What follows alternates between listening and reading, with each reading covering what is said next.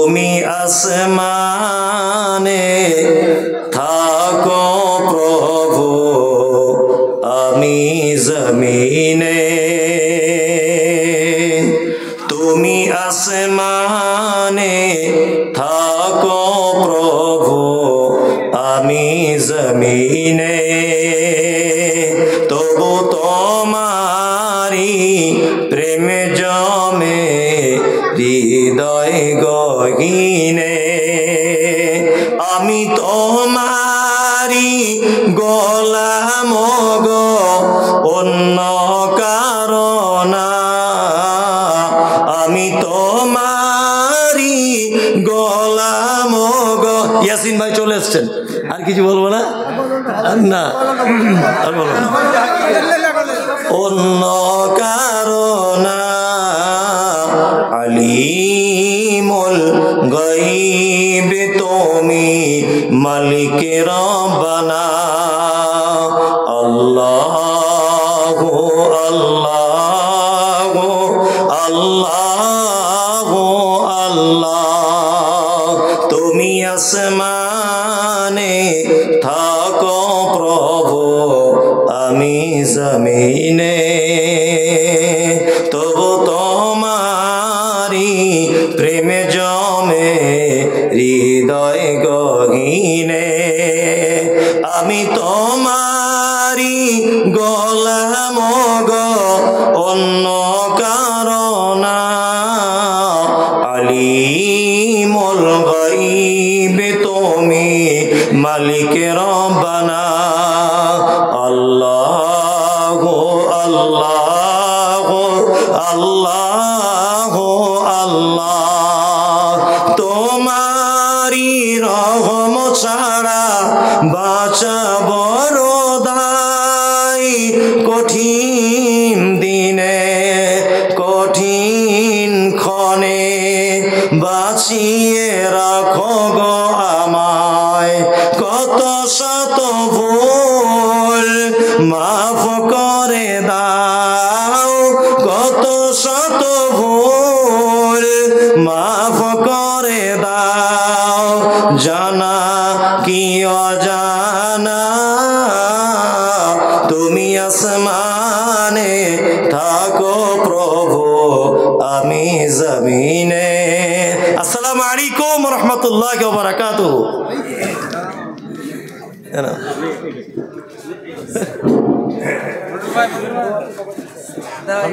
এবারে আপনাদের সম্মুখে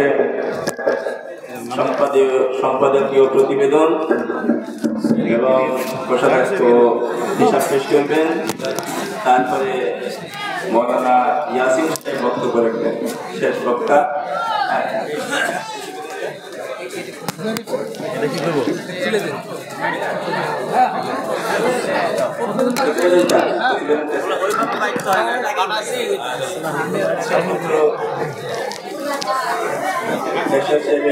হিসাবপত্রটা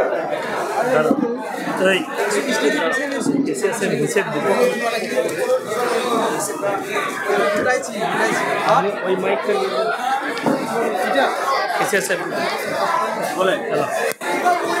বলবে না, না এইটাই বলছি।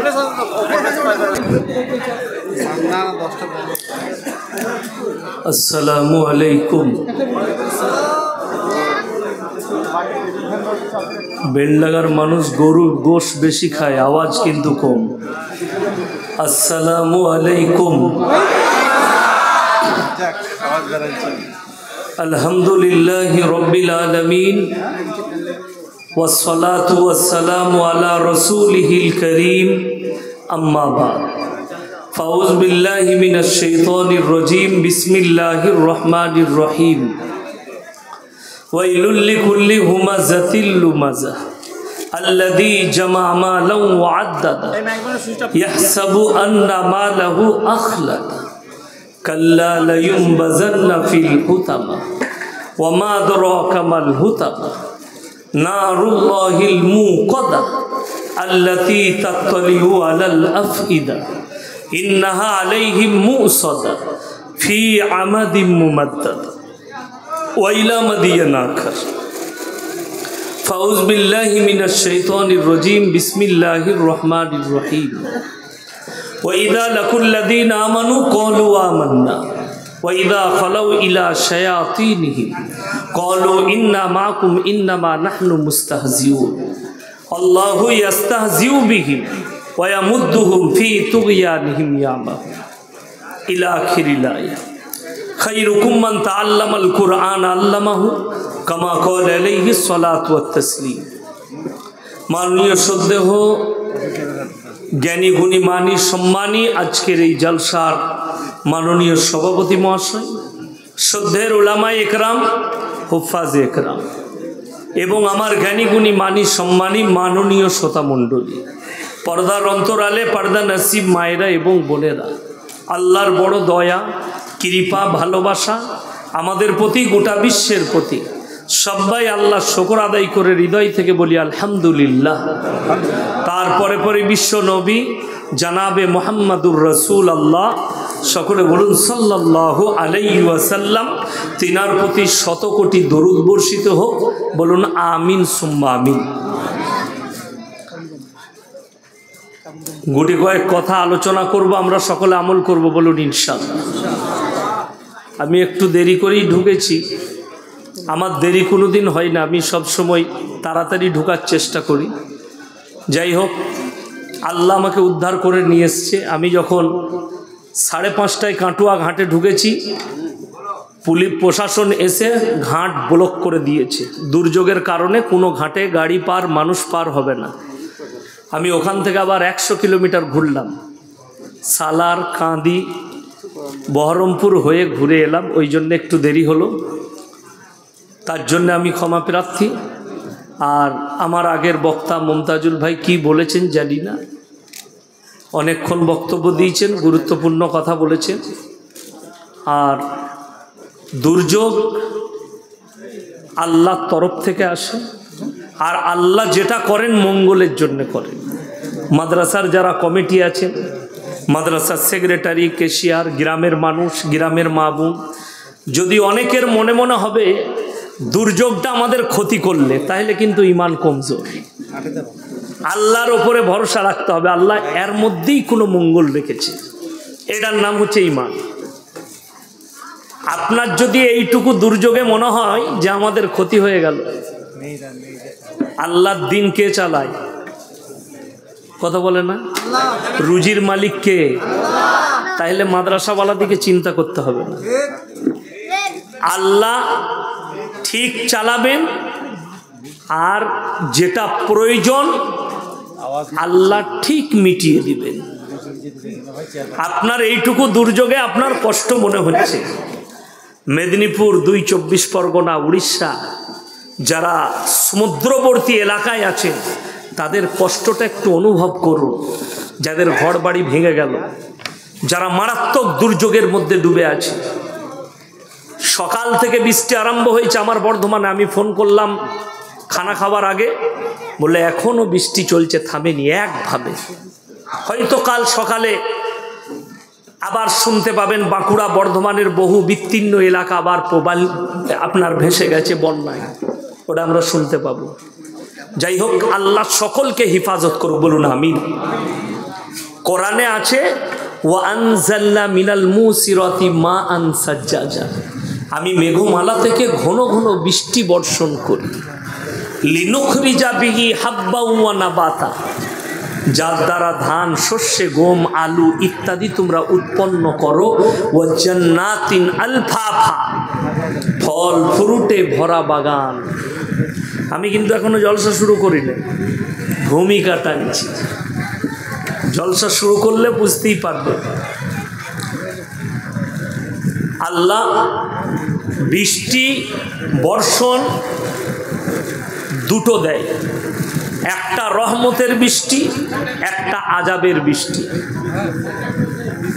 আযাবের বৃষ্টিটা কি আছে? আল্লাহ তাআলা নূহ নবীর কওমের কাছে আযাবের বৃষ্টি পাঠিয়েছিল। মানুষ যখন অতিরিক্ত পাপে লিপ্ত হয়, জিনা বেড়ে যায়, পাপ বেড়ে যায়, আল্লাহ মানুষকে দুটো ভয়ঙ্কর বিপদে ফেলে। এক হচ্ছে ভূমিকম্প, জালজালা। 2 নম্বর হচ্ছে বন্যা। নূহ নবীর ছেলে কিনান বলেছিল, হে আমার আব্বা, তুমি তোমার আল্লাহ আমাদিকে কি আযাব দেবে? বললে, তোমাদিকে মুষলধারার বৃষ্টি দিয়ে বন্যায় ডুবাবে। নূহ নবীর ছেলে বললে, তোমার আল্লাহকে বলে দাও, তোমার আল্লাহ যদি বৃষ্টি দেয়, বন্যা দেয়, আমি এত উঁচু জায়গায় আমরা চেপে যাব, তোমার আল্লাহর পানি পৌঁছাবে না। জোরে বলুন নাউজুবিল্লাহ। এত বড় চ্যালেঞ্জ আল্লাহকে। আর আল্লাহর কসম খেয়ে বলছি, আল্লাহকে যারা পৃথিবীতে চ্যালেঞ্জ করেছে, আল্লাহ তাদেরকে ধ্বংস করে দিয়েছে। পৃথিবীতেই তাদেরকে দেখিয়ে দিয়েছে যে আল্লাহর আযাব কত ভয়াবহ। ওই জন্য কোরআনে আছে, নূহ নবীর কওমের কাছে যখন বন্যা এলো, নূহ নবী নৌকার উপরে, যখন নূহ নবী দেখতে পাচ্ছেন চোখে আমার ছেলে কেনান ডুবে মারা যাচ্ছে, নূহ নবী আল্লাহকে বললেন, কেঁদে দোয়া চাইলেন, লা আসিমাল ইয়াউমা মিন আমরিল্লাহ, আল্লাহ এটা আমার রক্ত, এটা আমার ওরসজাত পুত্র, তুমি একে রক্ষা করো।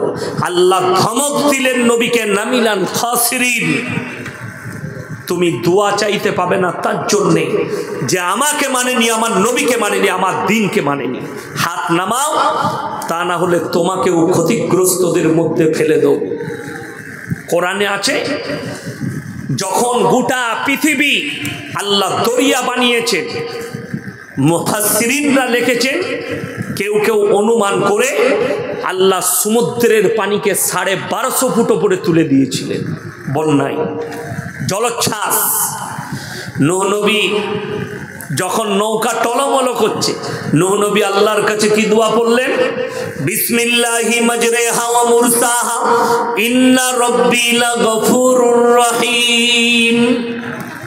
যখন এই দোয়া করলেন, আল্লাহ বললেন, এই পানি স্থির হয়ে যাও আমার নূহের জন্য। জোরে বলুন সুবহানাল্লাহ। নূহ নবী দোয়া কার কাছে চাইলেন?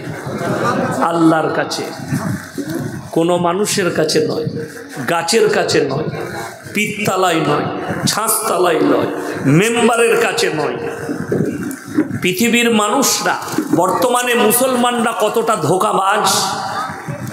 ভারতে 30 কোটি মুসলমান আছে, এর মধ্যে আমি একটা জলসাই বলেছি, আজকে আবার বেলডাঙ্গায় বলে যাচ্ছি, 15 কোটি মুসলমান আছে নাকি সন্দেহ আছে। কেন? বেঈমান হয়ে গেছে, ঈমান হারা হয়েছে। নামাজে আমরা সবাই সূরা ফাতিহা পড়ি না? পড়ি না? পড়ে। কি ওয়াদা করেন আল্লাহর কাছে? ইয়্যাকা না'বুদু ওয়া ইয়্যাকা নাস্তাঈন। আল্লাহ তোমার ইবাদত করি, তোমার কাছেই প্রার্থনা করি, ভালো মন্দ চাই। এটা শুনেলে লাইভ কেউ চালাচ্ছ নাকি? লাইভ কিন্তু চালাবে না, আমি তো মানা করলাম। লাইভ চালাতে মানা করেছি। লাইভ চালালে কিন্তু আমি গল্প করে কাটিয়ে দেবো, গাঁজা করি গল্প জানি আমি। আমি তো মানা করলাম, মানা করার পর লাইভ চালাচ্ছে না গো, আসছে ব্যাপার। আমি খুলে কথা বলতে পারবো না। সেটাই তো নিষেধ যেটা করবে সেটা করো না তোমরা। তোমরা জানো না আমার কত লোক আমাকে ফলো করে? তাহলে মানা করলাম তো, এক্ষুনি আমার গাড়ি থেকে ড্রাইভারকে ডাকবো, সব খুলে ফেলিয়ে দেবো এক্ষুনি। আশ্চর্য বিষয় তো, যেটা মানা করে দেবো সেটা করবে কেন তোমরা?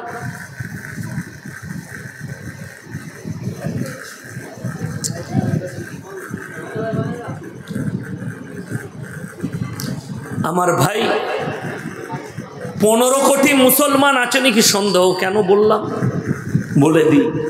নামাজে আহলে হাদিস হোক, দেওবন্দি হোক, বেরেলি হোক, ফুরপুরা হোক, হড়হড়ে হোক, তালতালা হোক, বেলতালা হোক, খেজুরতলা হোক, যারাই নামাজ পড়ে তারা আল্লাহর কাছে প্রতি নামাজে ওয়াদা করে, করে না? করে না? যখন এই সূরা ফাতিহা পড়ে ওয়াদা হয় না? হয় না?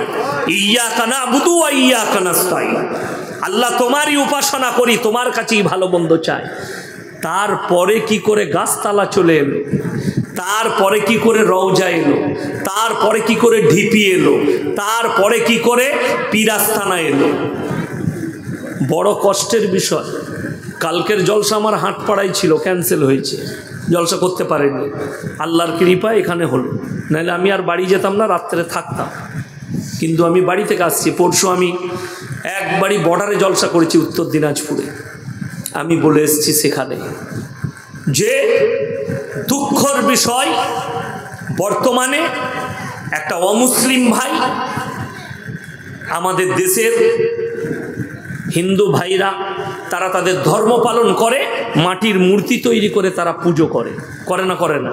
সেখানে সিজদা দেয়, সেখানে সিন্নি দেয়, সেখানে বিভিন্ন রকমের মানত মানসিক করে।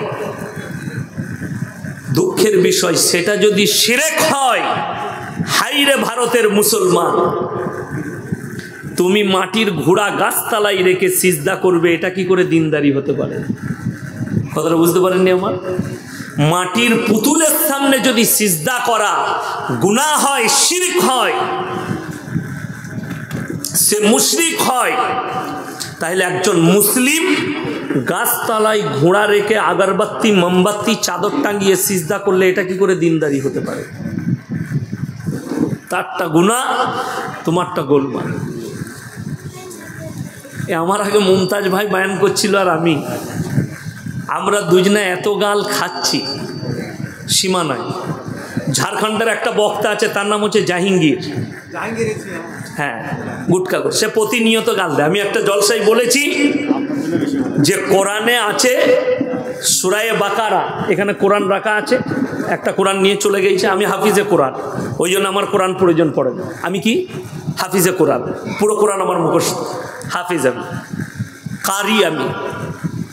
যাই হোক, তো কোরআনে আছে সূরায়ে বাকারায়, ইন্নামা হাররামা আলাইকুমুল মাইতাতা ওয়াদ-দামা ওয়া লাহমাল খিনজির ওয়া মা উহিল্লা বিহি লিগাইরিল্লাহ।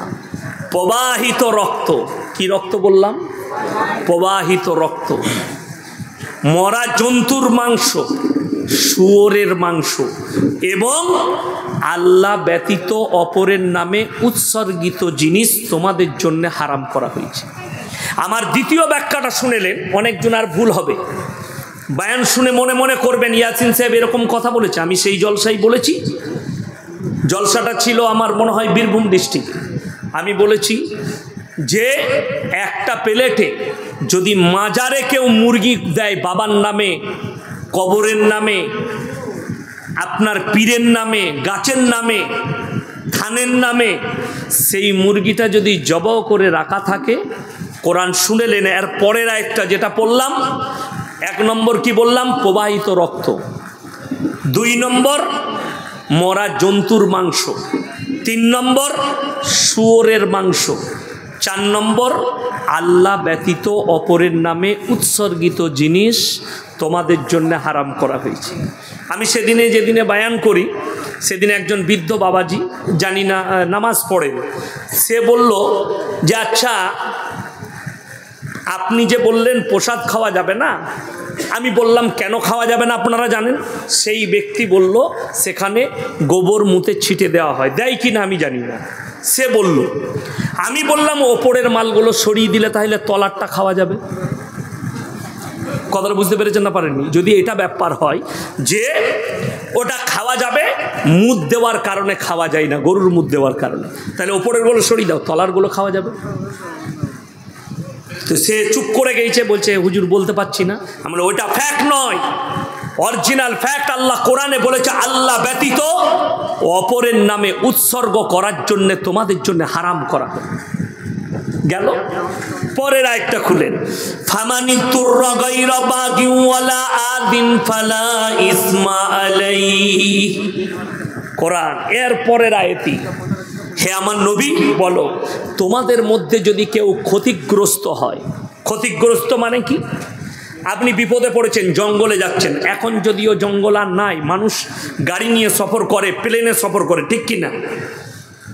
তো আপনি এমন জঙ্গলে চলে গেছেন, আফ্রিকার জঙ্গলে, অর্ধেক রাস্তা পৌঁছেছেন, কোনো খাবার নাই, আপনি দেখলেন আপনার প্রাণ চলে যেতে পারে, না খেয়ে মানুষ মারা যেতে পারে, 3 দিন খাননি, 4 দিন খাননি পানি খেয়ে, এরপর আপনি দুর্বল হচ্ছেন। সেখানে যদি দেখেন হারাম কিছু বস্তু থাকে। কি বস্তু বললাম? শুয়োরের মাংস হোক, আপনার হারাম বস্তুর মাংস হোক, আপনি অতটা খেতে পারবেন যতটা খেলে আপনার প্রাণ বেঁচে যাবে। কথাটা বুঝতে পেরেছেন না? পারেন? এটা কোরআন শোনাচ্ছে আমি, খুলেন তফসির নিয়ে এসে দেখুন।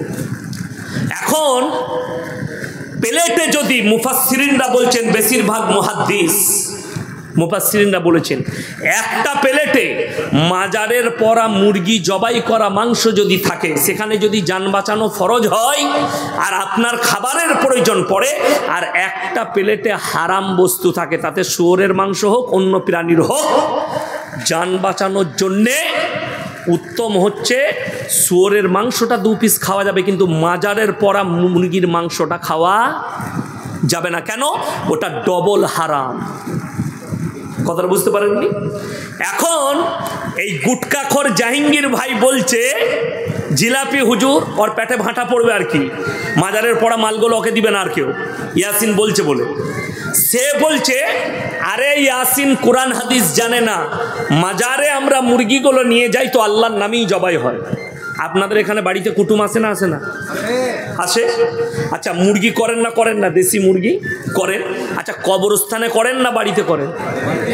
এই গুটকাখোরকে কে বুঝাবে? তো তোর যদি মুরগি করার দরকার তো মাজারে যাবি কেন? বাড়িতে কর। কথাটা বুঝতে পেরেছেন না? পারেন?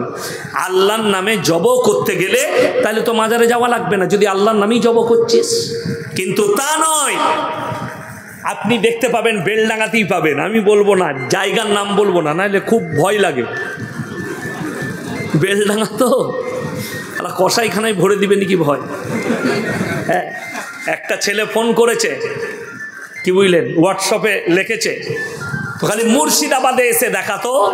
আমি তাকে আজকেও লিখেছি যে আমি আজকে বেলডাঙ্গায় যাচ্ছি, আয় তো। আমি বললাম বেলডাঙ্গায় যাচ্ছি, চলে আয়, অসুবিধা নাই, তোকে কেউ মারবে না, তো খালি স্টেজে আসবি। বড় কষ্ট লাগে, দুঃখ লাগে, হক কথা বললে গায়ে লাগে। আমার ভাই, মুরগিটা যদি আল্লাহর নামে জবহ করা হয়, মাজারে নিয়ে যাওয়ার সওয়ালই আসে না। আপনি খুঁজলেন, আমার ছেলে মাধ্যমিকে পাস হয়েছে, আমি একটা পাথর চাবড়ি দাতা বাবার নামে ছাগল দেবো। ও দাতা বাবার নাম বলছে, আর তুই জাহাঙ্গীর গুটকাখোর বলছিস যে আল্লাহর নামে। কথাটা বুঝতে পেরেছেন না? পারেননি? যতজন নিয়ত করে মাজারে যায়। আচ্ছা বলুন আমার ভাই, খুব সুন্দরভাবে বুঝবেন একটা কথা, শিরিক কিরকম হয়, সূক্ষ্ম। আচ্ছা, ছাগলটা যদি আল্লাহর নামে জবাই হয়, তাহলে তার সমস্ত ঠ্যাং, মাথা, সিগমে এগুলো কোনোদিন ডাক হবে? কথা বলে না? এগুলো কি ডাক করা হবে, বিক্রি হবে? আরে গুটকাখোর জাহাঙ্গীর, ভালো করে শোন, পাথর চাবড়িতে নয়, যতগুলো মাজারে ছাগল আর মুরগি পড়ে সন্ধ্যাবেলায় ডাক হয়। ওগুলো পাথর চাবড়িতে যতগুলো ছাগল মুরগি পড়ে, তার মাথাগুলো পাগুলো ডাক হয়। আর টাকাটা যায় কোথায়? মমতা খালার ফান্ডে যায়, বাবার ফান্ডে নয়। অনেকজন গাড়ির ওপরে লিখে রেখেছে, আপনি মুর্শিদাবাদেই দেখতে পাবেন, কি দাতা বাবার দান। এর থেকে বড় শিরিক আর কিছু নেই। কথাটা বুঝতে পেরেছেন না? পারেন? দেনেওয়ালাকে আল্লাহ লিখেছে, দাতা বাবা না। অনেকজন লিখে রেখে দিয়েছে গাড়িতে, KGN, খাজায়ে গরিব নওয়াজ। শিরকের বড় শিরক। আমাদের এলাকায় একজন গাড়ি কিনেছে, তা আমি বললাম লরি কিনলে মিষ্টি খাওয়াও, মাদ্রাসার তালবিলিম দিকে আমাদিকে। না না, পাথর চাবড়িতে নিয়ত করেছি ছাগল নিয়ে ধোয়াতে যাব। গিয়ে খানা করেছে বাবার নামে ছাগল দিয়ে, গাড়িটাকে গা ধোয়াইছে পাথর চাবড়ির পুকুরে নিয়ে আসছিল, ঠিক ইলেম বাজারের কাছে মাল অ্যাক্সিডেন্ট করে ফেলেছে। আমি তাহলে বাবাকে ভালো করে টাকা দিই নাস, ওই জন্যে গোলমাল। বড় দুঃখের বিষয়, এইরকম ভাবে শিরকের ওপরে ডুবে ভারতের 15 থেকে 20 কোটি মুসলমান শিরক আর বেদাতে ডুবে আছে। আল্লাহ বাদ দিয়ে তার সৃষ্টির ওপরে বিশ্বাস, আল্লাহ বাদ দিয়ে তার বস্তুর ওপরে বিশ্বাস। আমার ভাই, ঝড় দিলে যে গাছটা ভেঙে পড়ে যাবে, আপনি কেমন করে সেই গাছটা ওপরে বিশ্বাস রাখছেন আল্লাহকে বাদ দিয়ে। যে গাছটা, যে মাটিটা পানি হলে মিটে যাবে, যে কবরবালার হিম্মত নাই, কবরে যিনি শুয়ে আছেন সে উঠে তোমার সাথে কথা বলে, তুমি কেমন করে বলো? আমার ভাই যারা আমাকে গালি দিচ্ছেন, আমি এখানে দলিল পেশ করে দেবো, আপনি অবাক হয়ে যাবেন। অনেক মানুষ উর্দু বুঝেন না, তাই আজকে ভারতে ইসলামকে টোল করা হচ্ছে এই সমস্ত নালায়েক হুজুরদের জন্য। আমি একটা জলসায় বলেছি, আজকে যদি খাজা মঈনুদ্দিন চিশতি রহমতুল্লাহ আলাইহি জীবিত থাকতেন এদেরকে কাফের বলে ফতোয়া দিত। আজকে যদি আব্দুল কাদের জিলানী রহমতুল্লাহ আলাইহি জীবিত থাকতেন এদেরকে কাফের বলে ফতোয়া দিত। কেন? এরা যে কথাগুলো বলছে ইসলামকে টোল করা হচ্ছে। উত্তরপ্রদেশের ইউপির একটা অমুসলিম ছেলে একটা বক্তার বয়ানকে নিয়ে ইসলামকে টোল করেছে। কি টোল করেছে? আরে মুসলমান कहता है कि हमारा धर्म काल्पनिक है, গল্প। लेकिन जरा मुसलमान का सुन लो, কি শুনিয়েছে? বক্তা বয়ান করছে উত্তরপ্রদেশে উর্দুতে। কি बयान? मेरे भाई अब्दुल कादिर जिलानी रहमतुल्लाह अलैह तो वो थे, इतने बड़े पीर थे कि उनके खानका में जो कुत्ता रहता था, की बोललाम कुत्ता माने की कुकुर, उसके खानके में जो कुत्ता रहता था वो पूरे दुनिया के सारे पीरों से अफजल है। जो बोलूँ नाउज़बिल्लाह। गुटखाखोर, জাহিলে মুতলাক, জাহিলে মুরাক্কাব, কুকুর কখনো মানুষের থেকে উত্তম হয়? কথা বলেন কি? উত্তম হবে? হবে না। 24 পরগনার এক বক্তা, অল্প বয়সী ছেলে, তাকে যখন ধরেছি যে ভাই এই বায়ানটা করলে কোথা থেকে, হুগলি ডিস্ট্রিক্টে ধরেছি আমি স্টেজে গিয়ে। আমি আপনি যেটা বললেন এটা কোথায় আছে? হাদিসে, কোরআনে, কোনো বড় আলেমের লেখা কিতাবে? সে বলছে হুজুর শুনে। আমি তো সুনা মৌলবি, পড়া মৌলবি লস। সোনা মৌলবি জানেন? মুখস্থ মৌলবি। ওটা মাদ্রাসায় যেতে হয় না, খালি শুনে। আর আমাদের দেশের একটা খুব ভালো বাজার, কেউ যদি কানে হাত দিয়ে সুর করতে পারে, মায়েরা বাবেরা বলে বিরাট বক্তাবে, মেয়েরা বলবে দারুণ বক্তালো, কি গলা, বুঝলি কিলো, বলে বুঝিনি কিছু, খালি গলাটা ভালো। এই করে সমাজটাকে অর্ধেক শেষ করে দিল এরা। এই করে শেষ হয়েছে। কি বায়ান করছে? আমার ভাইয়েরা, মায়েরা, বোনেরা, বড় পীর আব্দুল কাদের জিলানী রহমতুল্লাহ আলাইহি দস্তরখানে খানা খেতে বসেছেন। তিনি খানা খাচ্ছেন, তেনার দস্তরখানে তেনার মুরিদ তাকে মুরগির মাংস দিয়েছে, দেশি মুরগি। আমাকে ভাই খাসির মাংস খাওয়ালো, গরুর মাংস খাওয়ালো, কি বুঝলে, খেলাম। আচ্ছা, আমি যে ছাগলের মাংসটা খেয়েছি, আমি যদি বলি আমি ইয়াসিন মৌলবি শওকত সাহেবের ছেলে, আমি এত বড় অলি, ওই ছাগলটা মাংসটা খাওয়ার পরে ছাগলটাকে আবার বাঁচিয়ে দেবো, জীবিত করব, তা আমাকে জিলাপি হুজুর বলবেন না গুটকা করবো? বড় কষ্ট লাগে। কি বলছে শুনে নেন। বড় পীর আব্দুল কাদের জিলানী, আমার বাবাজিরা, মায়েরা, বোনেরা, তিনি খাচ্ছেন। তিনার মুরিদ জিজ্ঞেস করলেন, বাবা আপনি এই দেশি মুরগিটা কেন খাচ্ছেন জান মেরে? বড় পীর বললেন, হে বাবা, আমি যে মুরগিটা খাচ্ছি, আমি বড় পীর ওই মুরগিটাকে জীবিত করার ক্ষমতা রাখি। জোরে বলুন নাউজুবিল্লাহ। এত বড় বেহুরমতি কথা।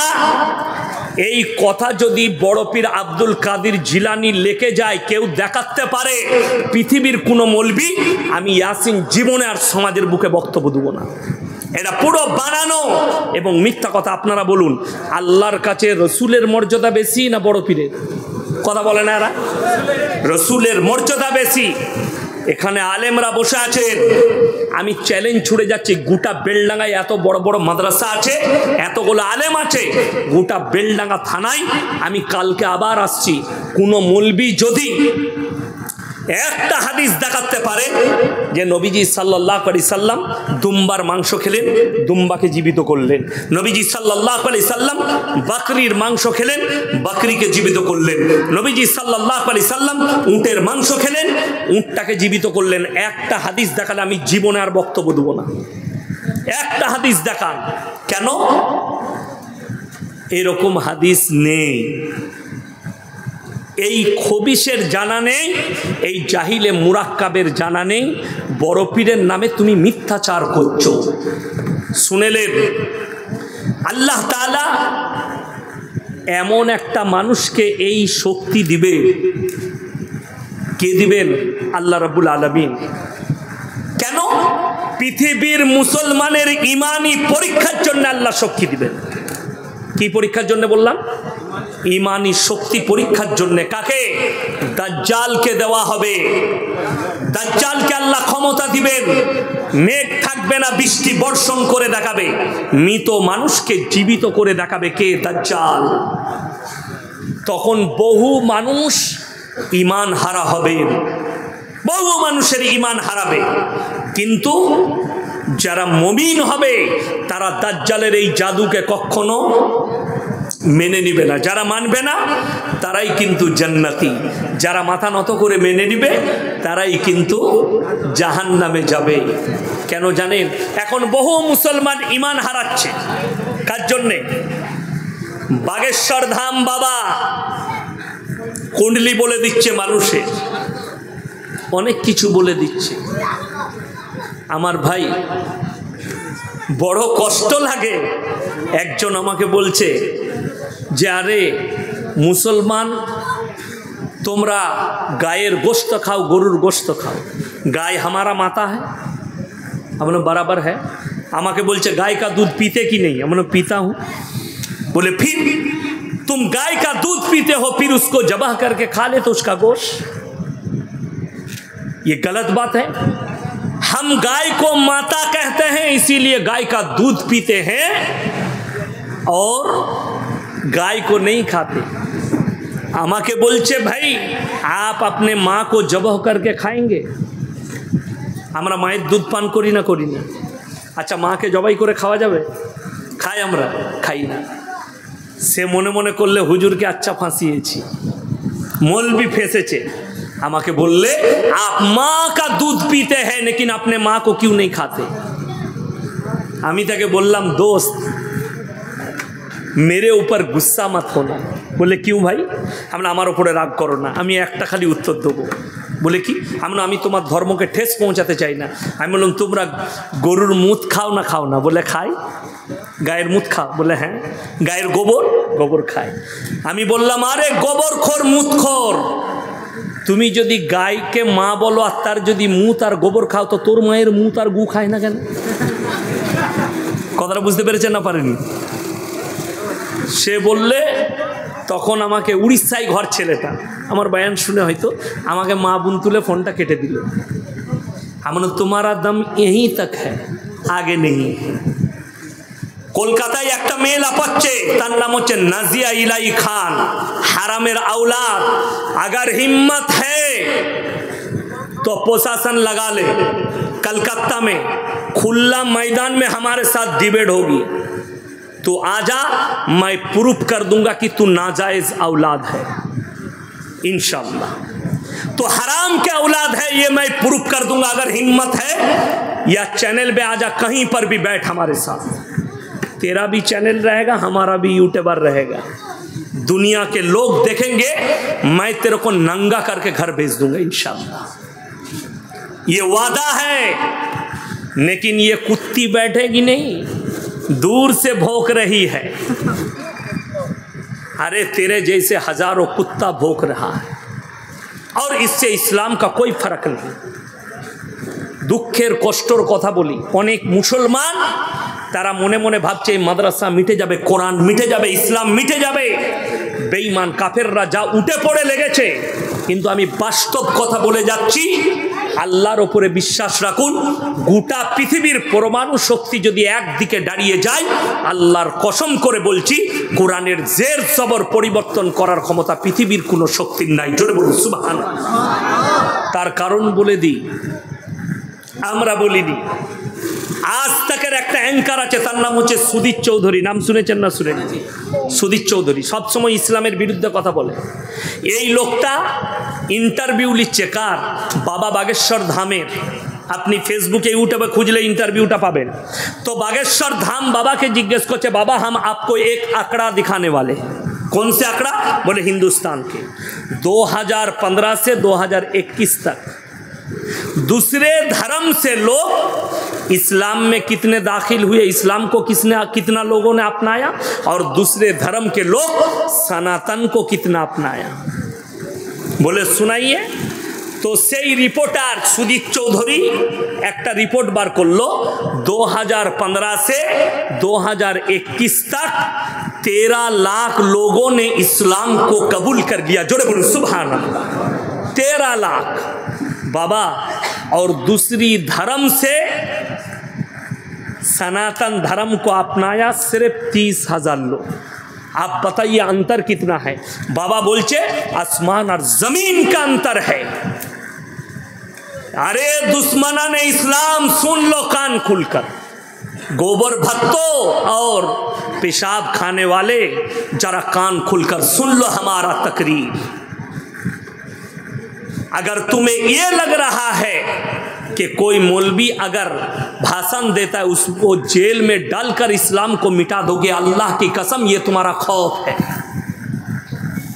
এটা তোমাদের স্বপ্ন। আমাদের মতো একটা মৌলবীকে যদি জেলে ভরো 100টা মৌলবী দাঁড়িয়ে আছে ইনশাআল্লাহ, কোনো অসুবিধা নেই। কিন্তু ভালো করে শুনে নাও, যারা এই কথা বলছো ইসলাম যদি এত খারাপ হয়, কোরআনের বাণী যদি এত খারাপ হয়, এই 13 লাখ কোন মানুষগুলো ইসলাম কবুল করেছে আমি জানি না। পৃথিবীর দামি লোকদের মধ্যে একজন হচ্ছে পৃথিবীর শ্রেষ্ঠ ব্রেক ড্যান্সার মাইকেল জ্যাকসন ইসলাম কবুল করেছে। জোরে বলুন সুবহানাল্লাহ। পৃথিবীর শ্রেষ্ঠ বক্সিং ফাইটার মাহমুদ আলী ইসলাম কবুল করেছে। পাকিস্তানের একজন ক্রিকেটার ইউসুফ ইউহানা এখন মোহাম্মদ ইউসুফ। এই রকম পৃথিবীর দামি দামি লোকরা ইসলামের ছায়াতলে আসছে। আল্লাহ রাসূল সাল্লাল্লাহু আলাইহি সাল্লামের হাদিস, হে আমার সাহাবীরা শোনো, যখন ইমাম মেহেদী যোদ্ধা যখন যুদ্ধ করতে লাগবে, আল আকসাই যখন ঝান্ডা গাড়বে, তুমি দেখতে পাবে পৃথিবীর দলে দলে বেঈমান কাফেররা ইসলামের ছায়াতলে আসছে। জোরে বলুন সুবহানাল্লাহ। গোটা পৃথিবীতে ইসলাম প্রতিষ্ঠিত হবে। আমার ভাই, আজকে কোরআনের প্রতি আপনার অনীহা, ইসলামের প্রতি আপনার অনীহা, মাদ্রাসার প্রতি আপনার অনীহা, অবাক হবেন কোনো মৌলবি আজ পর্যন্ত বয়ান করেনি, কোনো মৌলবি, যে আপনার ছেলেকে আপনি স্কুলে পড়াবেন না, আপনার ছেলেকে মাস্টার করবেন না, আপনার ছেলেকে ডাক্তার করবেন না, আপনার ছেলেকে প্রফেসর করবেন না। আমি আজকে ইয়াসিন এলান করে যাচ্ছি, আপনার ছেলে হাফিজে কোরআন করুন, তারপরে তাকে ভালো কনভেন্টে দেন, স্কুলে দেন, কলেজে দেন, মিশনে দেন। সেই ছেলেটা ডাক্তার হোক, মাস্টার হোক, ইঞ্জিনিয়ার হোক, তার নামাজ থাকবে, তার ঈমান থাকবে। আজকে আলামিন মিশনগুলো আসার পরে মুসলিম যুবকদের ঈমান বেঁচেছে। তা না হলে তসলিমা নাসরিন কোনো অশিক্ষিত মেয়ে নয়, লন্ডন থেকে পড়াশোনা করেছে, তারপরও নাস্তিক কেন? তার জীবনটা কেটেছে বেঈমান আর কাফেরদের কোলে। এই নাজিয়া ইলাহি খান এ কোনো অমুসলিম ঘরের মেয়ে নয়, মুসলমান ঘরে জন্ম নিয়েছে। না যায় সন্তান, না এর বাম্মায়ের কাছে দিন আছে, না এর কাছে দিন আছে। না থাকার কারণ একটাই, এদিকে দিনই শিক্ষা দেয়।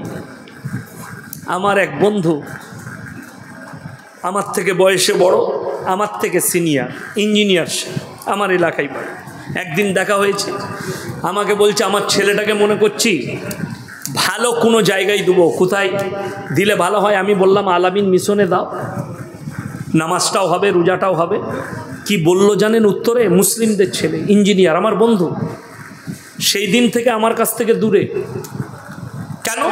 সে বলছে না, মুসলমানদের স্কুল কনভেন্টগুলোই, মাদ্রাসাগুলোয় আদর্শ নাই, রামকৃষ্ণ মিশনে দেবো, সেখানে আমার ছেলেটা ভালো আদর্শ পাবে।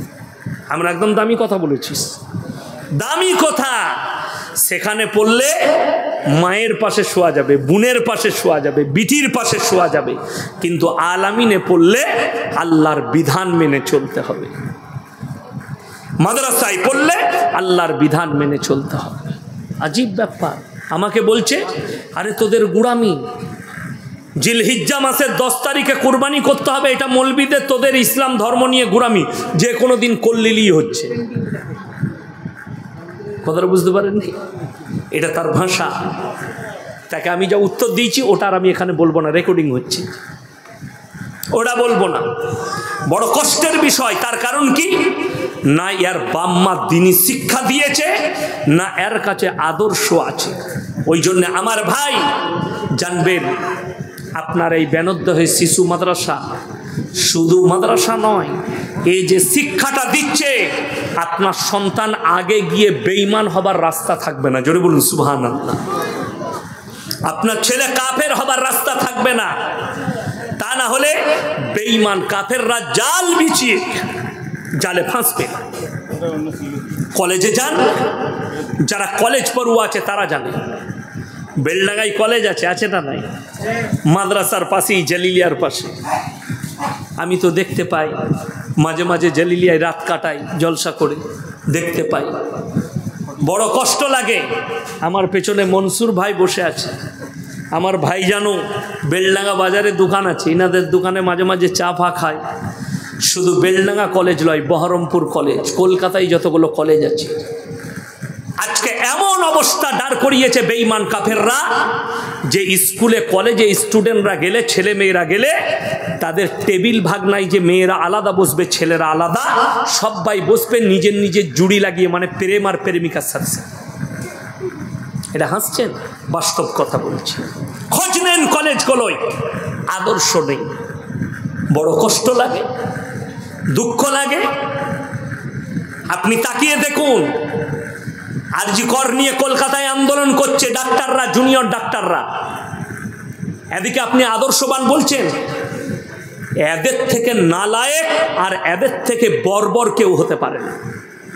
আন্দোলন করা যায়। আচ্ছা আপনারা বলুন তো, এই যে এরা আন্দোলন করছে, যদি 3 বছর আন্দোলন করে মেয়েটা বেঁচে যাবে তো নাকি? কথা বলে না? মেয়েটা বাঁচবে? বাঁচবে না। বড় কষ্ট লাগে। তোমরা যে বলছো শাস্তি নাই, আরে কলকাতায় বসে আছো, একটা মেয়ে মারা গেছে কলেজে।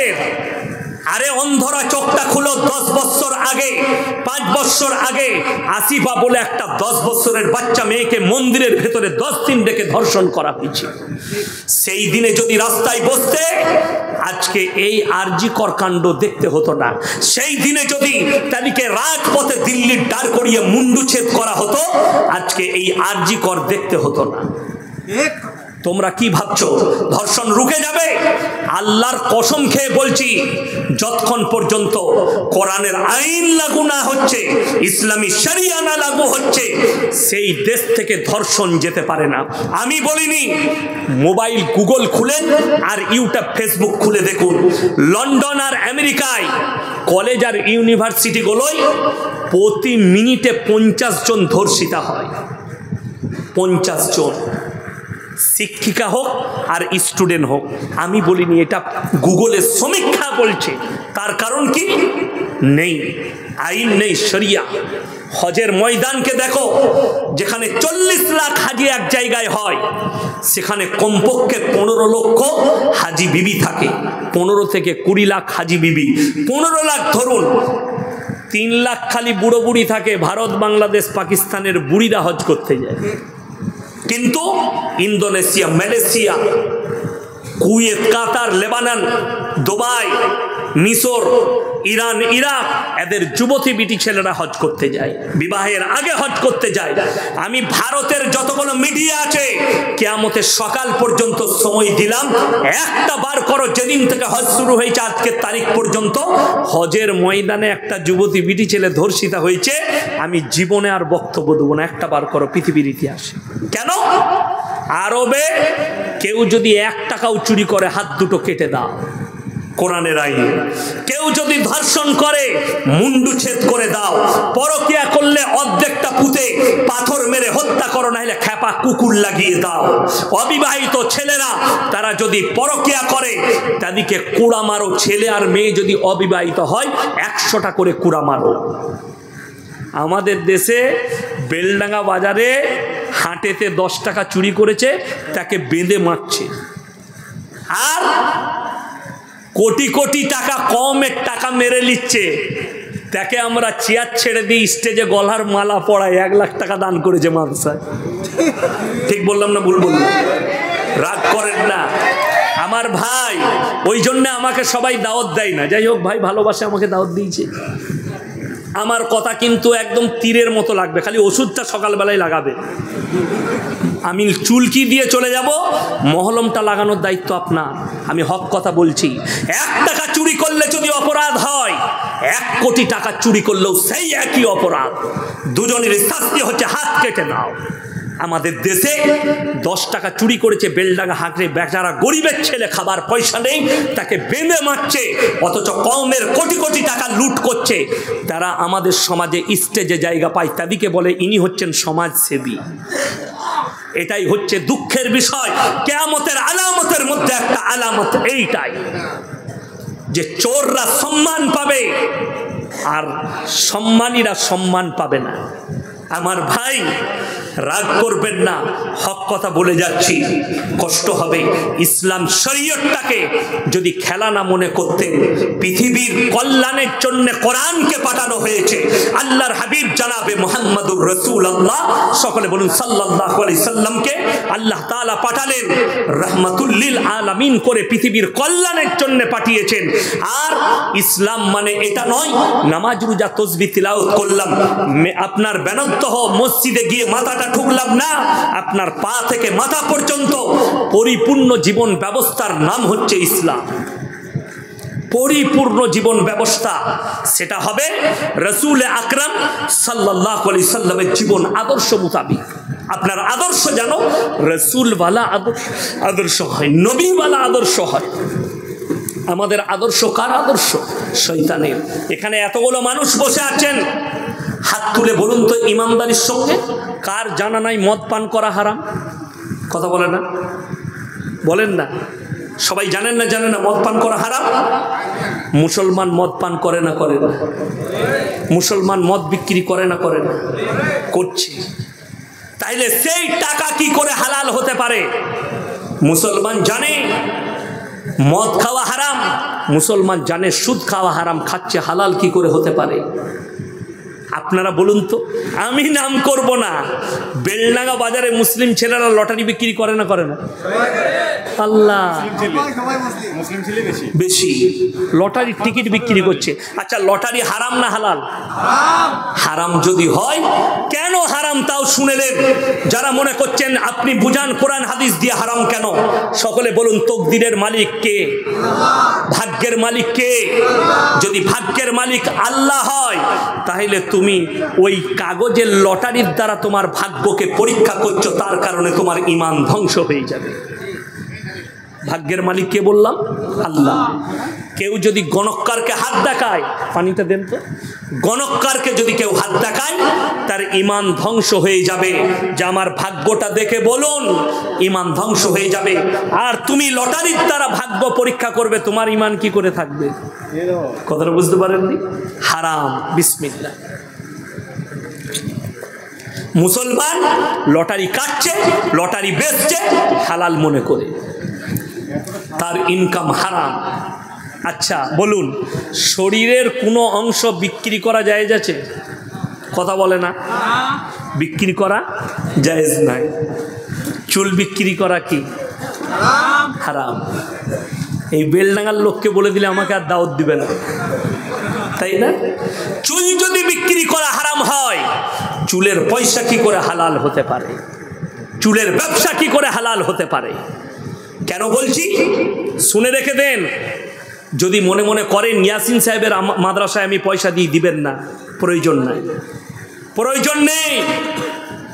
আপনি যদি মনে করেন আমার টাকার দ্বারা মাদ্রাসা চলে, তো আপনার থেকে বড় মূর্খ কেউ নেই।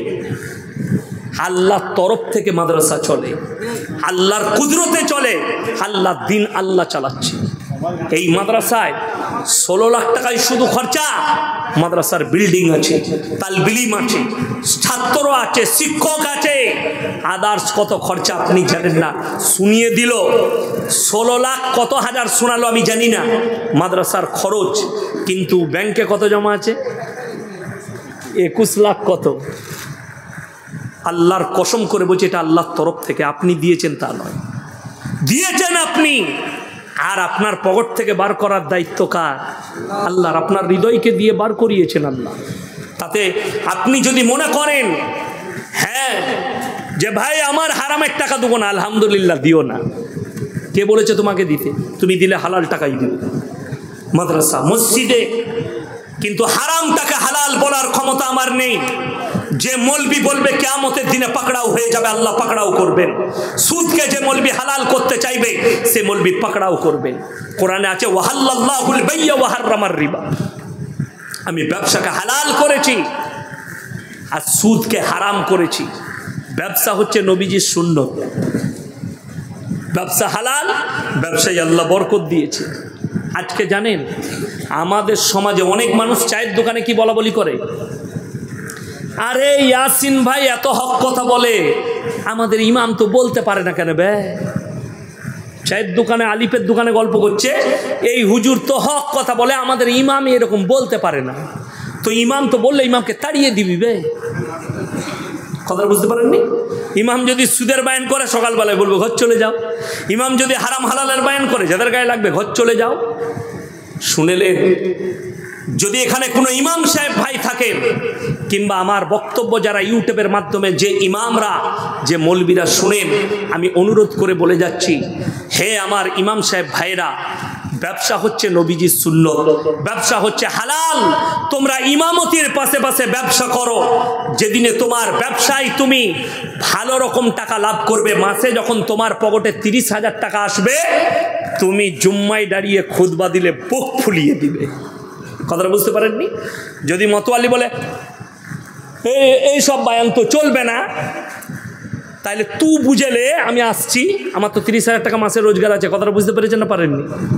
আমাকে যদি এখন বলেন ব্যানার্দ হয়ে এত কড়া কথা বলবেন না, আমার গাড়ি রেডি হয়ে আছে, চাপবো, পালিয়ে যাবো, আবার কালকে হাটপাড়া হবো, এই কথাগুলোই বলবো। তুমি লিবে না লিবে তুমি বুঝেলো, আমি এইগুলোই বলবো, তোমার গায়ে লাগুক। তুমি হালাল হারাম ছিল না, আজকে বেঈমান কাফেররা ওই জন্য সুযোগ পেয়েছে। আজকে দেখে দেন, আপনার জানা নেই আমার ভাই, কিয়ামত যখন কাছে আসবে, গোটা সমাজে হারাম আওলাদে ভরে যাবে।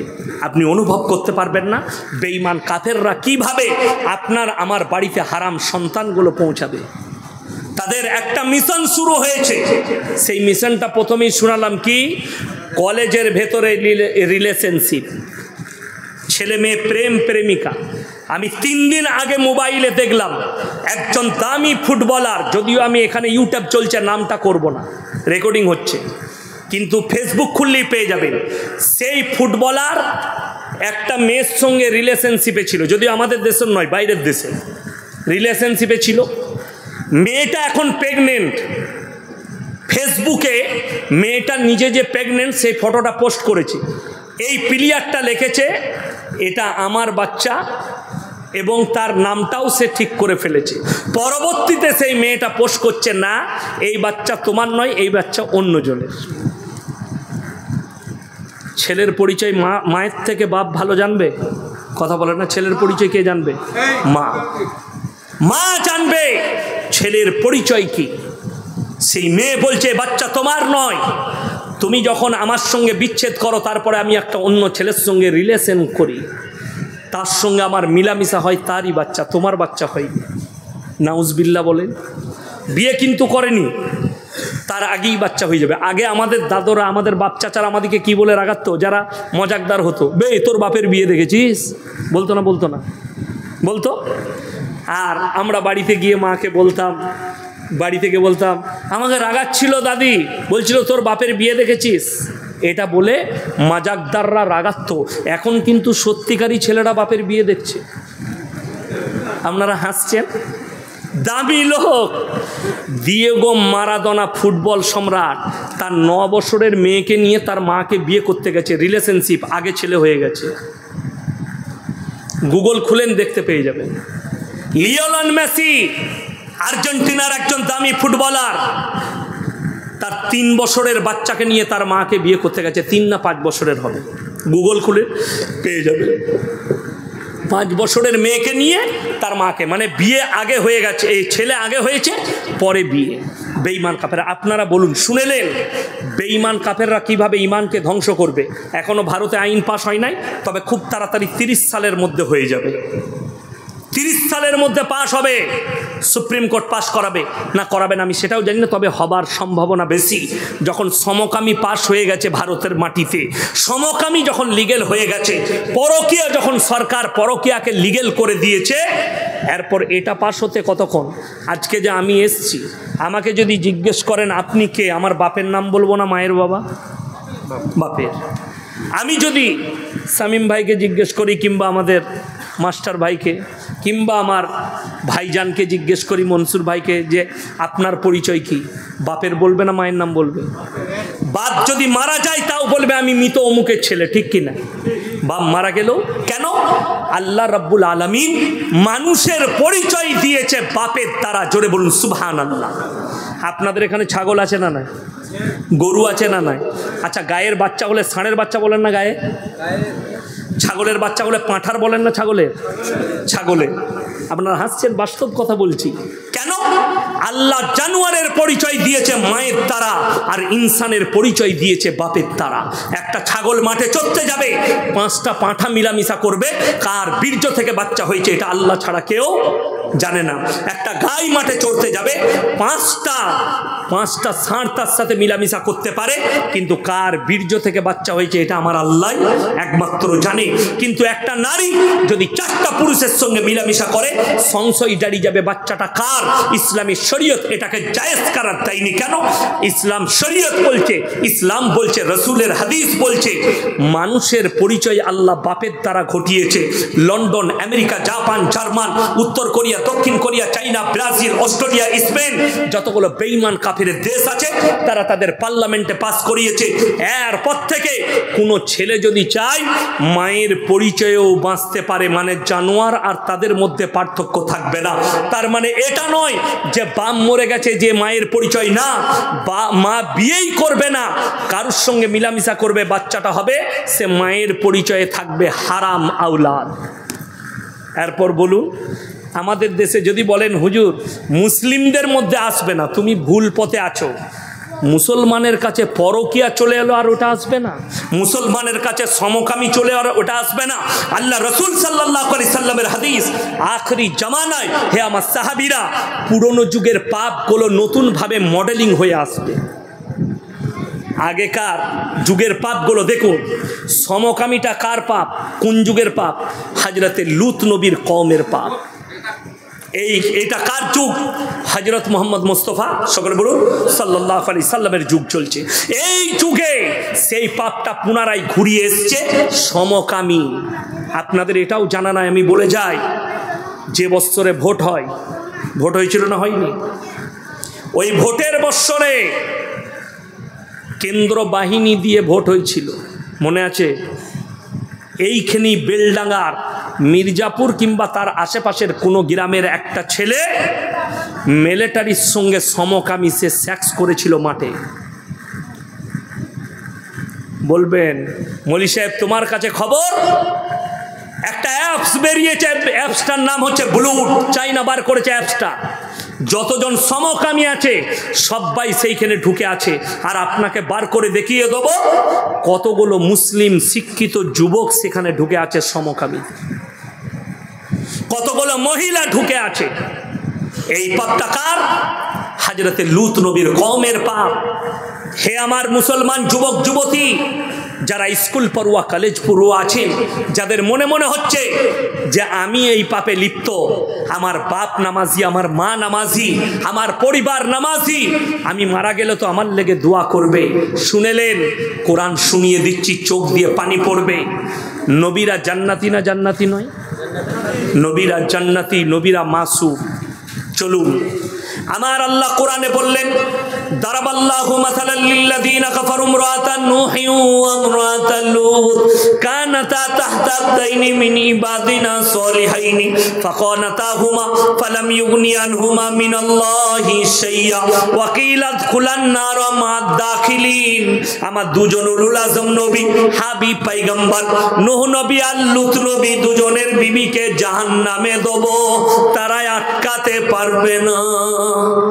নূহ নবীর বিবির পাপ কি ছিল? নূহ নবীর বিবির পাপ হচ্ছে আল্লাহ ব্যতীত মাটির তৈরি, পাথরের তৈরি উপাসনা করা, পাথরের পুজো করা, অগ্নির পূজা করা। এটা ছিল নূহ নবীর কওমের কাজ। তাই লূত নবীর বিবি জাহান্নামে যাবে কোন অপরাধে? সে খালি বলেছিল, আমার বাপ দাদুদের আমল থেকে আমরা সরব না, যেভাবে তারা মিলামিশা করে আমি ওইভাবে মিলামিশা করব। জোরে বলুন নাউজুবিল্লাহ। এই কারণে জাহান্নামে আল্লাহ লাকির টেনে দিয়েছে। যদি নবীর বিবি জাহান্নামে যায় আর নবী যদি আটকাতে না পারে, তুমি কোন ক্ষেতের মূলি যে তোমার বাপ নামাজি বলে তোমাকে জান্নাতে নিয়ে যাবে? তোমার মা তাহাজ্জুদ গুজার তোমাকে জান্নাতে নিয়ে যাবে এই পাপ করার পরে? লিখে নাও, তুমি জাহান্নামের রাস্তা অতিক্রম করবে। সাবধান হয়ে যাও, ওই জায়গাকে আল্লাহ ধ্বংস করে দিবে, ওই স্থানকে ধ্বংস করে দিবে। এটা পুরনো যুগের পাপ, আজকে মডেলিং হয়ে ফিরে এসছে। বেঈমান কাফেররা আপনার কাছে কতটা কামিয়াবি লাভ করেছে আপনাকে বলে দিই। বেলডাঙ্গা বাজারে বাস করছেন, দামি দামি কাপড়ের দোকান। আমার তো মনে হয় বেলডাঙ্গায় যত বড় বড় দোকান আছে আমার বর্ধমান টাউনে নেই। একটা হয়েছে ঝুনকা ক্লথ হাউস, বিরাট। আরও একটা আছে আপনার এইদিকে বড়পাড়া, আমি মাঝে মাঝে যাই, হাজি সাহেবের দোকান। এরকম বহু বড় কাপড়ের দোকান আছে। Laboni cloth house. শুনেলেন বেঈমানরা কি করেছে? আল্লাহ রসুলের হাদিস, পুরুষরা টাকনুর ওপরে কাপড় পরবে, এটা নবীজির সুন্নত। সবাই পরবেন তো? জোরে বলুন ইনশাআল্লাহ। কিন্তু বেঈমান কাফেররা এমন প্যান্ট বার করেছে টাকনুর নিচে। ঠিক বললাম না ভুল বললাম? মুসলিমরা টাকনুর ওপরে পরবে, এরা টাকনুর নিচে পুরুষদের জন্য প্যান্ট তৈরি করেছে, আর মেয়েদের জন্য হচ্ছে তারা টাকনুর নিচে কাপড় পরবে। এই দুজন, যারা টাকনুর ওপরে যে পুরুষ কাপড় পরবে না, টাকনুর নিচে যে পুরুষ কাপড় পরবে, ওই অঙ্গগুলো আল্লাহ কিয়ামতের দিনে জাহান্নামের আগুনে দেবেন। যে মহিলা টাকনুর ওপরে কাপড় পরবে তার ওই অঙ্গগুলো জাহান্নামের আগুনে জ্বলানো হবে। আপনাকে দেখিয়ে দেবো। এখন যে সালোয়ারগুলো বার করেছে সব মেয়েরা এইখানে পড়ছে, এইখানে। ঠিক বললাম না ভুল বললাম? এতটা পা বেরিয়ে আছে। ওই পা দেখে যে পুরুষদের মনে জিনা জাগবে, বলাৎকারী জাগবে, যে মেয়েটার সঙ্গে জিনা করলে ভালো হতো, সেই পুরুষটা একা পাপী হবে না, ওই মহিলাও পাপী। বড় কষ্ট লাগে। আমার মা, আপনি কার অনুসারী হয়েছেন? কার অনুসরণ করছেন? আপনি কার অনুকরণ করছেন? বড় কষ্ট লাগে। আপনি বেঈমান কাফের, আপনার পেছনে পড়ে আছে। কি করে এদের ইমানকে ধ্বংস করা যায়? এগুলো সব পুরনো যুগের পাপ। আজকে আপনার দেখিয়ে দেবো, বেলডাঙ্গার বহু শিক্ষিত মেয়ে, এরা মনে মনে ভাবছে এই মৌলবীদের কথা শোনা যাবে না। আমরা শিক্ষিত, আমরা কলেজে পড়ি, আমরা ইউনিভার্সিটিতে পড়ি, আমরা দামি শিক্ষিত, আমরা ছোট পোশাক পরব, ছোট পোশাক পরব। কেন? এটা মডেলিং। ছোট পোশাক পরাটা যদি মডেলিং হয়, সব থেকে দামি মডেলিং হচ্ছে বেলডাঙ্গা থানার কুত্তাগুলো, যারা কোনো পোশাকই পরে। কথাটা বুঝতে পারেননি? যারা কোনো পোশাকই পরেনি। আপনি তো বেলডাঙ্গায় মাদ্রাসার গেটে যদি এই মনসুর ভাইয়ের দোকানে বসে থাকেন, বুঝতে পারবেন কতগুলো আউলিয়া আছে। আউলিয়া বুঝতে পারেননি? আল্লাহর বন্ধু, বুঝলেন? ও কেউ কেউ আছে এত ভালোবাসে গার্লফ্রেন্ডকে, গলায় হাত দিয়ে ঢুকছে কলেজ, বুঝলেন? গলায় হাত দিয়ে। আর এখন তো আমাদের আর কিছু করার নাই, হালাল প্রেম বেরোইছে, শুনেছেন আপনারা? এরা শুনে নাই, কিন্তু যারা জানে তারা হাসছে। হালাল প্রেম। রাতের বেলায় ফোন করছে, আসসালামু আলাইকুম, ভালো আছো? হ্যাঁ ভালো আছি। এটার নাম হালাল প্রেম। সারা রাত কথা বলছে প্রেমিকের সাথে। ফজরের সময় আজান হচ্ছে, তখন বলছে তোমাদের ওখানে আজান হচ্ছে, হ্যাঁ আমাদের মসজিদে তো আজান দিচ্ছে, নামাজ পড়বে না? হ্যাঁ তা নামাজ পড়বো, তুমিও পড়ে লাও শোনা। রাখছি। বলে হ্যাঁ তাহলে রেখে দিচ্ছি। তখন ছেলেটা বলছে রাখবে তা একটা দিবে না? যারা বুঝে তারা হাসছে। কত গোলমাল আল্লাহ। ওই জন্যে তো আমি বলেছি হালাল প্রেম কখনো হালাল হয়? ওই বাংলাদেশের এক মাল বেরিয়েছে, তার নাম হচ্ছে আবরারুল হক আসিফ, প্রেম বিশেষজ্ঞ। এই যে কি জুতো খাবে কবরে আল্লাহ ছাড়া কেউ জানে না। আল্লাহ তাআলা এই ধরনের বদ্দিন আলেমদের কাছ থেকে সমাজকে হেফাজত করুন, যারা প্রেমকে হালাল বলতে চাইছে। প্রেম হালাল কোন প্রেমটা? মায়ের সঙ্গে, বাবার সঙ্গে, পরিবারের সঙ্গে, প্রতিবেশীর সঙ্গে, বোনের সঙ্গে, আত্মীয় স্বজনের সঙ্গে, স্ত্রীর সঙ্গে। কিন্তু তোমরা যেটা বলছো ওটা হারাম। সে আবার বলছে মানুষকে, মাইক নিয়ে সব স্টুডেন্টরা বসে আছে সব জোড়া জোড়া লেগে, বলছে রাস্তায় যদি আপনি কোনো মেয়েকে দেখেন তো জাস্ট মনে করবেন ওটাই আপনার জন্য যথেষ্ট। আমি উত্তর দিয়েছি, আমি যদি বললাম, আমি উত্তর দিয়েছি বাজারে যদি তোর মাকে দেখতে পাই আর আমার যদি মনে হয় এটাই ভালো লাগছে, তা বিয়ে দিয়ে দিবি? কষ্টের বিষয়, নাজায়েজ কথা, হারাম ভাষা। আল্লাহ কোরআনে বলেছে এক শ্রেণীর আলেম বের হবে কিয়ামতের পূর্বে, হুজুর বের হবে, তারা দ্বীনকে বিকৃত করবে আর তাদের দ্বারাই আল্লাহ জাহান্নামকে উদ্বোধন করবে। তাদের দ্বারাই। কেন? এরা দ্বীনকে বিকৃত করছে। শুনেলেন, কোনো মেয়েকে পছন্দ হলে আপনি প্রস্তাব পাঠাতে পারেন তার বাড়িতে জায়েজ তরিকায়, জায়েজ তরিকায়। তার কোনো পুরুষের সঙ্গে আপনি খোঁজ নিলেন যে মনসুর ভাইয়ের সঙ্গে আমার যোগাযোগ, ভাই আপনার বাড়ির পাশে অমুক আছে, তার একটা মেয়ে আছে, আমার ছেলেটার খুব পছন্দ, আপনি কথা বলে দেখুন, যদি বিয়ে দেয় তাহলে কথাবার্তা বলবো। এটা হচ্ছে জায়েজ তরিকা। আর নাজায়েজ তরিকা কি হলেন, হঠাৎ দেখছে বেটা ঘর ঢুকছে, সাথে কে? বউ। বাপ বলছে এটা কেবে? কি করেছি? বউ এটা তোর? করলি কি করবে? আমি ভালোবাসতাম গো। মেয়ের বাপ দেখলে ছক্কা। ছক্কা মানে গাড়িও লাগবে না, কিছু লাগবে না, কি বুঝলেন? ফিরি ফিরি আর কোন লিবি। সমাজটা তো ওই করে ধ্বংস হয়েছে। আমি সেদিনে বর্ধমানে বলেছি, আমাদের মুসলমানরা যত কমে হবে তত লাভ। একটা স্কুল মাস্টার পড়াতে গেলে ইংরেজি পড়াবে তার 500 টাকা বেতন, অঙ্ক পড়াবে তার 300 টাকা বেতন, আপনার জিওগ্রাফি পড়াবে 700 টাকা, ইংলিশ পড়াবে 800 টাকা, টিউশন মাস্টার কোনো গায়ে লাগে না। আর মসজিদের ইমাম পৃথিবীর শ্রেষ্ঠ কিতাব কোরআন মজিদ পড়াবে, যদি বলে যে মাসে 20 টাকা দিও তো, বলে বেতন দিচ্ছি আবার টাকা কিসে? ঠিক বললাম না ভুল বললাম? ওই জন্য আমি সেদিনে বলেছি আমাদের বর্ধমানে কি বুঝলেন, মুয়াজ্জিন মসজিদে আজান দেয় না, দেয় না, পেটে ভাতে মুয়াজ্জিন রাখে অনেকজনা। আমাদের বর্ধমানে যে পেটে ভাতে মুয়াজ্জিন, কি চাচা বুড়ো হয়ে গেছে, চাচাকে বলেছে চাচা তুমি মসজিদে ঝাড়ু দিবে আর 3 বেলা খাবে, সকালে চা, দুপুরে ভাত আর রাতে ভাত। চাচা দেখলে এই বয়সে আর কোথায় ইনকাম করবে, তো পেটে ভাতেই ঠিক আছে। চাচার যা আজান, গায়ে ফেরেস্তা থাকবে না। কি বুঝলেন? চাচা কি আজান দিচ্ছে? আল্লাহু আকবার, যা বুঝে গেল। আল্লাহ আল্লাহকে ভারত থেকে বাংলাদেশ ফজরের সময় আজান দিচ্ছে, আসসালাতু খায়রুম মিনান্নাওম। যার নাম খয়র হয়েছে খালা উঠে পড়েছে, আমাকে কে ডাকছিল? বুঝলেন? বিপদ এসে পেটে ভাতে মুয়াজ্জিন।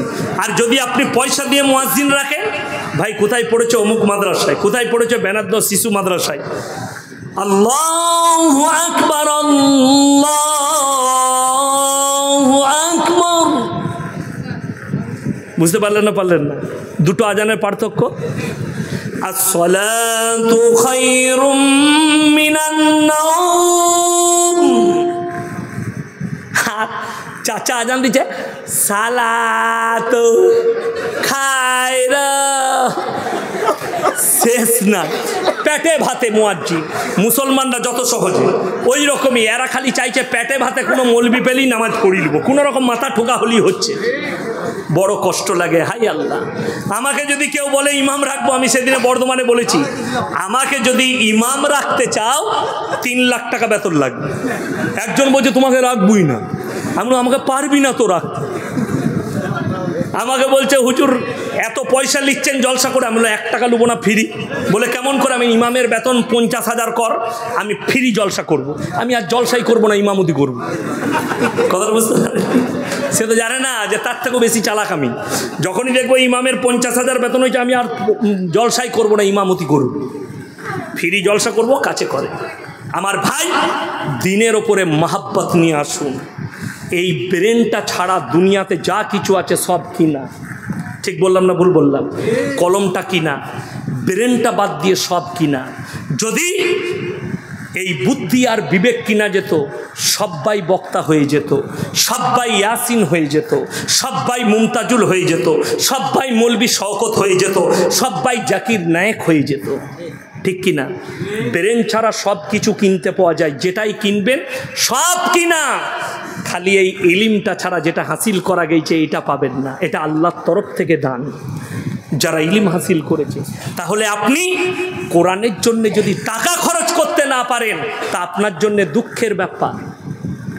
এই মাদ্রাসা এই বানাদ্দাহ শিশু মাদ্রাসা আপনি দেখলেন ছাত্রদিকে, শুধু এটাই নয়, আপনি একদিন আসুন কিভাবে পড়াচ্ছে দেখে যান। হেড মোল্লার সঙ্গে যোগাযোগ করুন, মাদ্রাসা সেক্রেটারির সাথে যোগাযোগ করুন, কমিটির সাথে। ভাই আপনার মাদ্রাসা পরিদর্শন করতে এসেছি। আমার যখন জলসা থাকে না, আমি তখন বিভিন্ন মিশন ইংলিশ মিডিয়াম আমি পরিদর্শনে যাই, তারা কিভাবে পরিকাঠামো করছে, কিভাবে খাওয়াচ্ছে। আমি আমাদের বাঁকুড়ায় একটা মিশন আছে, আলামিন মিশন, বাঁকুড়া কাঁটাদিঘিতে, আমি একবার গেছি, সেখানে খাওয়া দাওয়াও করেছি। তাদের পরিবেশ দেখলাম, নামাজের পরিবেশ, ছেলেদিকে কোরআন শিক্ষা দেওয়া হয়, মৌলবি রেখেছে 3টে, তাদেরকে দিনী শিক্ষা দেওয়া হয়, খুব ভালো লাগলো। খলকপুরা আলামিন মিশন। আমার ভাই, ওই জন্য আপনাদেরকে বলে যাচ্ছি, সবাই দিনের প্রতি মহাব্বত আনবো। জোরে বলুন ইনশাআল্লাহ। বেঈমান যেন কামিয়াবি লাভ করতে না পারে। বেঈমানরা চাইছে, শুনেলেন হে আমার যুবক, তারা আমাদিকে দিয়ে জিনা করাচ্ছে, কিন্তু আমরা অনুভব করি না। কি করে অনুভব করবেন? নাম তো সব পাল্টিয়ে দিয়েছে। তারা নাম দিয়েছে 14ই ফেব্রুয়ারি ভ্যালেন্টাইন দিয়ে, কাজ হচ্ছে জিনা করা। তারা নাম দিয়েছে চকলেট ডে, কাজ হচ্ছে জিনা করা। তারা নাম দিয়েছে কিস ডে, কাজ হচ্ছে জিনা করা। এগুলো ইহুদি নাসারা বেঈমান কাফেরদের তৈরি, যেন এরা ইমানকে ধ্বংস করে। আমি খালি হাওড়া জেলায় এইটুকু বলেছিলাম, জন্মদিন পালন করা চলবে না। আমাদের দেশে 12ই রবিউল আউয়াল পালন হয়, হয় না? হয় না? কথা বলে, আপনাদের মুর্শিদাবাদে হয় না? হয়। ইসলামপুরে হয়, ডোমকলে হয়, বহরমপুরে হয়। তো আমি হাওড়া জেলায় জলসা করতে গেছি, জালালসিতে জলসা ছিল। তারপরে আবার গেলাম এক জায়গায়, জালালসি থেকে জলসা করে শেষ রাত্রিতে এক জায়গায় জলসা করলাম। তো বাগনানে আমি জলসা করছি। আমি বললাম, বাবা কেক কেটে ছেলের জন্মদিন পালন করা জায়েজ আছে? সবাই বললো না। আপনারা কি বলছেন, জায়েজ আছে? কেক কেটে জায়েজ নাই। হ্যাঁ, জায়েজ কাদের আছে? বাংলাদেশের কটা গুটকাখোর হুজুর আছে, তারা কেক কেটে জন্মদিন পালন করে। একটা আছে বাউল বুস্টম, কে?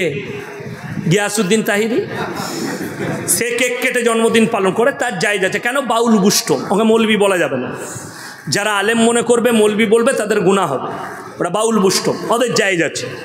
আমার ভাই, আমি বললাম যে 12ই রবিউল আউয়ালে ঝান্ডা নিয়ে জুলুস বার করা চলবে না। আমাকে কি বললো জানেন? কোথায় লেখা আছে চলবে না? আমি বললাম আমি জানি না, সত্যিকারই জানি না। এখানে মৌলী সাহেবরা বসে আছে, আপনি আছেন তো? আচ্ছা, কোথাও লেখা আছে জানেন যে 12ই রবিউল আউয়ালে ঝান্ডা নিয়ে বেরোনো যাবে না? জানি না। আমাকে বললে তাইলে আপনি নিষেধ করছেন কেন? আমি বললাম এটাও যুক্তি। আমি বললাম তাহলে আমার দুটো কথা শুনো। 3-4টা যুবক এক জায়গায় বসেছে, বললে ঠিক আছে বলুন। আমি বললাম তাদেরকে যে আজকে রাত্রে এশার ফরজ নামাজ ক রাকাত পড়েছো? আপনারা ক রাকাত পড়েছেন? 4 রাকাত। আমি বললাম আমি ইয়াসিন বলে যাচ্ছি, কাল থেকে তোমরা 6 রাকাত পড়বে। বলে কেন পড়বো? দলিল দেন। আমি বললাম, বলছে নবীর মহাব্বতে ইশকে, মানে গুটকাখোর জিলাপি হুজুররা বলছে নবীর মহাব্বতে জুলুস বার করি। আমি বললাম এ হারাম কর, আল্লাহর মহাব্বতে 2 রাকাত বেশি নামাজ পড়া যাবে না? কথা বলে না? যদি নবীর মহব্বতে জুলুস পার করা যায় কোরআন হাদিসে না থাকলেও, সাহাবীদের আমলে না থাকলেও, রসুলের আমলে না থাকলেও, তাহলে আল্লাহর মহব্বতে 2 রাকাত বেশি নামাজ পড়তে পারবি না? ওটা তো আল্লাহর মহব্বত, যদি এটা রসুলের মহব্বত হয়। বলছে দলিল চাই। আমরা আচ্ছা, আমি বললাম এই জায়গাটা কার? আমি যদি বলি আমার, দলিল কে দিবে? কথা বলে না? আমি দেবো না? আমার কাছে দলিল চাইবেন না? আমি যদি বলি আমার বাপের নয়, এরকম একটা দলিল দাও, আমাকে পাগলখানায় নিয়ে যাবেন না? মালটার মাথাটা চলে গেছে। তো আমি বললাম জুলুস তুমি বার করছো, দলিল আমি কেন দেবো? তুমি দলিল দিবে কোথায় আছে?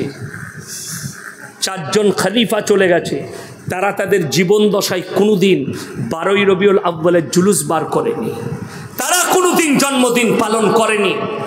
তারপরে যতগুলো সাহাবী চলে গেছে, 4 জন ইমাম, আমি চ্যালেঞ্জ ছুড়ে গেলাম এখানে, ইমাম আবু হানিফা রাহিমাহুল্লাহ, ইমাম শাফি, ইমাম মালিক, ইমাম হাম্বল, এদের 4 জনের জীবনীতে কোনো মৌলবি যদি বার করতে পারে যে এরা 12ই রবিউল আউয়াল পালন করেছে, আমি জীবনে আর বক্তব্য দেবো না।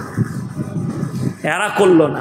আর তুমি বলছো ইমাম আবু হানিফাকে মানি, কিন্তু তোমার থেকে বড় দুশ্মন কেউ নেই ইমাম আবু হানিফা। কেন? তিনি কোনোদিন করেননি, অথচ তুমি বার করেছো। এটা কে বার করেছে? কোন জিলাপি, কোন গুটকাখোর হুজুর বার করে দিয়েছে? মানুষ দিন মনে করে এটা করছে। বেনামাজির হাতে জবাইকৃত পশু খাওয়া যাবে কি? খাওয়া যাবে? বেনামাজিরা খাবে? কথাটা বুঝতে পেরেছেন না পারেননি? বেনামাজির হাতে জবাই করা মাংস কে খাবে? বেনামাজিরা খাবে। আমি কেন খেতে যাব? অনেকজন বলে, দেখুন মুরগি জবাই করে বিক্রি হয় না? গরু জবাই করে বিক্রি করে না? অনেক গ্রামে দেখবেন আছে ইমামরা জবাই করে না? আমার গ্রামে আছে, হয় মাদ্রাসার শিক্ষককে ডেকে নিয়ে যায়, নাহলে একজন 5 ওয়াক্তের নামাজি ব্যক্তি জবাই করে কি গরু। অনেকজন কি বলেছেন, প্রত্যেক দিন গরু জবাই করলে গুনাহ হবে, তা কাটা মাংস খাবি তুই? কথা বলে না? যদি প্রত্যেক দিন গরু জবাই করা না যায়, আর তো যদি মাংসর দরকার পড়ে, কি খাবি? কাটা মাংস খাবি তো? শুনেলেন, গরু জবাহ করে 5 ওয়াক্তের নামাজি যদি বিসমিল্লাহ আল্লাহু আকবার বলে গরু জবাহ করে মাংস বিক্রি করে, এতে নেকি আছে। জোরে বলুন সুবহানাল্লাহ। যে মুরগিওয়ালা মুরগি জবাহ করছে, তাকে নামাজি হওয়া জরুরি। আল্লাহ রসুলের হাদিস কেন বলে দিই, খাওয়া যাবে না কেন বললাম? যে যার নামাজ নাই, নবীজি বললেন তার মধ্যে ইসলাম নেই। কি বললাম?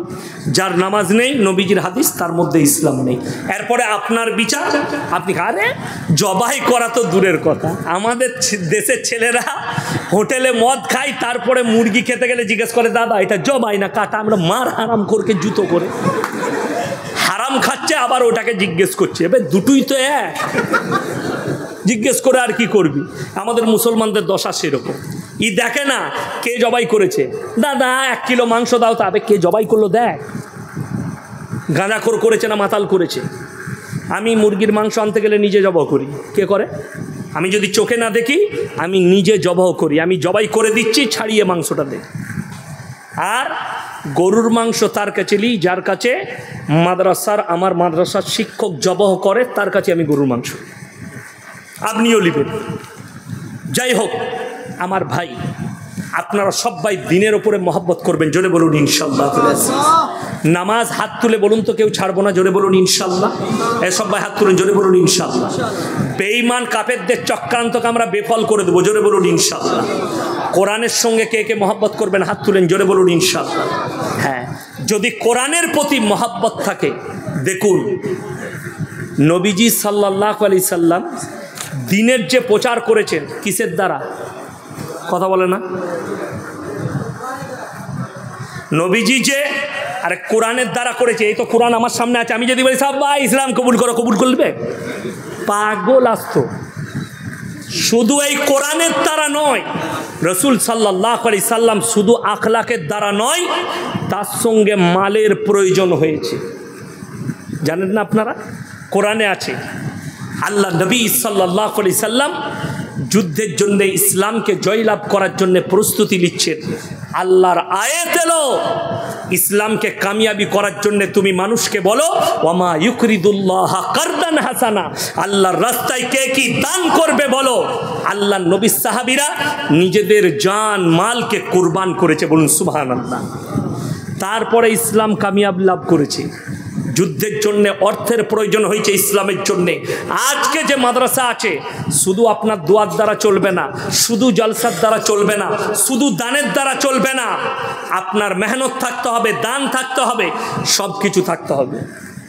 আমার ভাই আমি বলবো 500 করে টাকা 50 জন ব্যক্তি কে কে আছেন কোরআনের জন্য দিবেন, তাড়াতাড়ি লগত হাত তুলে আমার কাছে উঠে আসুন, হাত মিলান, 50-500 করে টাকা দেন। আমি মুসাফির মানুষ, আমার চক্করটা শুনেলেন। আজকে আমি 250 কিলোমিটার ঘুরেছি। কত কিলোমিটার বললাম? 250। এখান থেকে আমি যাব, আমি ভাইকে শোনাচ্ছিলাম ফজরের পরে দিনের বেলায় আমার প্রোগ্রাম আছে কোথায়, একবারই হাওড়া বাঁকড়ার কাছে আমার প্রোগ্রাম আছে, কাঠালিয়ায়। মাশাআল্লাহ 2 জন হয়েছে। ভাই এটা ধরুন তো একবার, এটা ধরুন একবার, 2 জন ভাই তাড়াতাড়ি উঠে আসুন। আবার আমি কালকে ওখান থেকে বেলডাঙ্গা আসবো, কি বুঝলেন আমার ভাই? 2 জন হয়েছে, আমি 50 জন চেয়েছি। তাড়াতাড়ি, যদি পকেটে পয়সা না থাকে ফোনপে আছে, ফোনপেতে মেরে দেন, ফোনপেতে মেরে দেন। 50 জন ব্যক্তি আমি বলেছি, তাড়াতাড়ি, মাত্র 2 জন হয়েছে। মায়েদের মধ্যে যদি কেউ থাকেন তাড়াতাড়ি পাঠান, মাত্র 500 করে কোরআনের মহাব্বতে। কে